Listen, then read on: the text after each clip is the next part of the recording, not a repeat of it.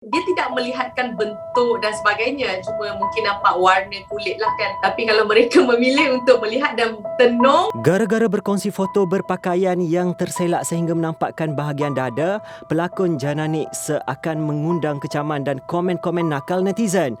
Tidak terus melatah, Jana menerima kritikan dengan hati terbuka, namun bertegas untuk tidak memadam foto berkenaan. Saya tak ada kata-kata yang saya boleh keluarkan untuk mempertahankan diri saya. Itu adalah apa yang orang nampak dan saya terima setiap apa yang komen-komen yang diberikan lah. Kalau orang kata seksi, saya terimalah itu memang seksi lah. Dan kalau ada yang pandangan yang mungkin rasa benda tu biasa, juga saya menerima dengan hati yang saya rasa itulah komen orang kan. Pada saya, perspektif manusia ni berbeza-beza. Cara mereka melihat personality orang tu dengan pakaian tu juga berbeza. Kalau mungkin untuk saya, macam tu orang cakap, oh dah terlalu seksi. Mungkin ada setengah artis pula yang kita nampak, oh pakai tube saja dengan seluar pendek tu pun orang tak pernah datang bash and comment seksi.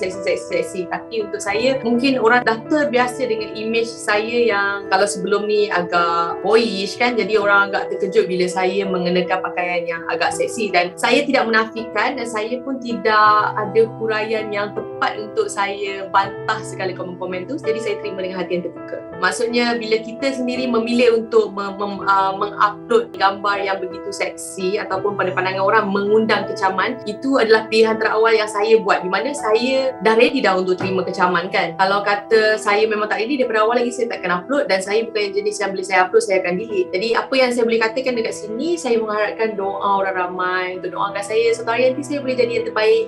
Yang mana kita tahu Zizi Kirana dulu pun seorang yang kita tahu sangat seksi dan sekarang ni pun dah bertudung. So doakanlah yang terbaik. Kita tak tahu macam mana, yang kita harapkan adalah pengakhiran yang baik. Gambar Jana yang terima paling banyak komen adalah gambar berbaju tudung tu kan, yang mungkin mata-mata nakal nampak something wrong somewhere lah. Saya tak nampak. Jadi adakah apa yang membuatkan macam Jana macam bertegas untuk tidak delete gambar tu walaupun dah terima komen ni? Sebab kalau secara kasar je, kalau orang tidak bergigih pergi zoom memang tak nampak apa-apa. Tengoklah sepintas lalu memang takkan nampak. Tapi kalau dengan niat yang memang nak mencari kesalahan dan pergi zoom dan dia tidak melihatkan bentuk dan sebagainya, cuma mungkin nampak warna kulit lah kan. Jadi saya rasa itu bergantung, macam saya kata, bergantung kepada perspektif masing-masing, macam mana kita ambil. Kalau saya sebagai orang yang menggunakan sosial media, kalau saya rasa benda tu terlalu negatif dan saya rasa benda tu tak patut dilihat, saya akan skip dan saya tak akan tengok. Tapi kalau mereka memilih untuk melihat dan tenung, so itu adalah pilihan di tangan masing-masing lah. Jadi ada juga yang mendakwa that macam before this Jana pernah apa orang panggil kecoh pasal mengalami depres dan sebagainya. Jadi ada juga yang saya terbaca komen-komen yang mengatakan bahawa oh Jana ni jangan buat masalah tapi dibikin masalah macam tu. Itu orang katalah. Itu yang orang tak faham. Doktor diagnose saya mengidap bipolar sekarang, tapi saya dah mengidap bipolar dari saya muda, sebelum saya menjejakkan kaki ke dalam industri. Penyakit ni bukan penyakit yang kita sebabkan kecaman kita jadi macam ni. Penyakit ni adalah penyakit yang memang daripada kecil kan. Jadi kita jumpa doktor adalah satu ikhtiar untuk kita mengurangkan rasa sakit tu kan. Sama je macam kalau kita ada rasa kalau kita ada sakit kanser atau sebagainya, kita akan mendapatkan nasihat pakar. Itu adalah tindakan saya yang buat, dan saya bagi tahu orang ramai sebagai satu awareness kepada orang ramai bahawa penyakit mental ni wujud. Saya tak menggunakan penyakit mental saya ni sebagai satu alasan untuk saya terus buat perangai dan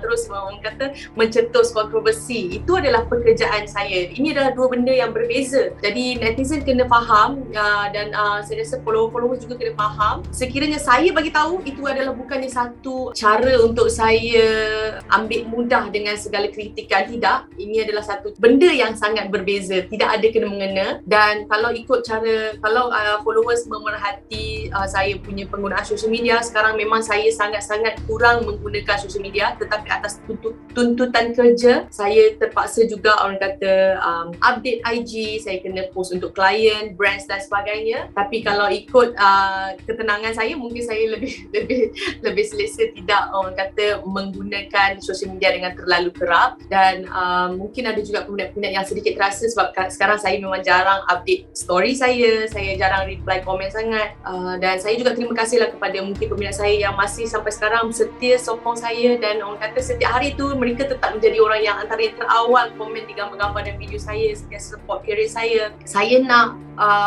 penonton, peminat, followers boleh membezakan saya di social media dan juga dengan kerja saya, dan apa yang saya kongsikan di social media adalah bukannya 100% diri saya yang sebenar. Terimalah bahawa social media zaman sekarang untuk public figure adalah ruang kerja dan bukannya ruang peribadi.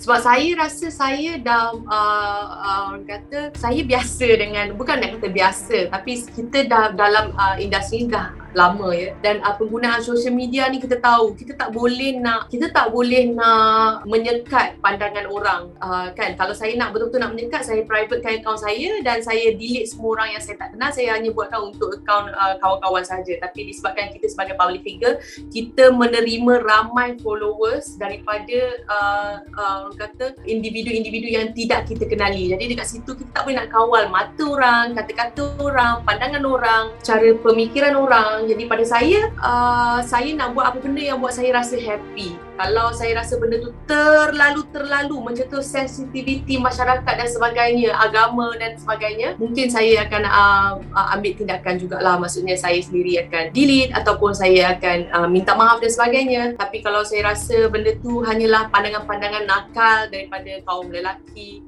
itu adalah perkara yang normal. Macam kita tahu, kalau orang pakai baju biasa pun diorang akan tetap komen yang nakal juga. So kita terimalah itu. Bukannya kita nak orang kata menyokong segala komen-komen nakal di social media ini, tapi susah untuk kita mengawal sebab kita tak kenal siapa individu ni. Kalau yang komen tu adalah daripada keluarga kita, kita boleh call, kenapa cakap macam tu kan? Tapi yang komen ni daripada individu yang kita tak kenal dan kita tak tahu keadaan fizikal, mental dia macam mana. Mungkin dia pun tertekan dan sebagainya, dan dia perlukan komen tu untuk buat dia happy. Kalau dia komen tu buat dia rasa gembira dan happy, pada saya just do it. Saya tak kisah.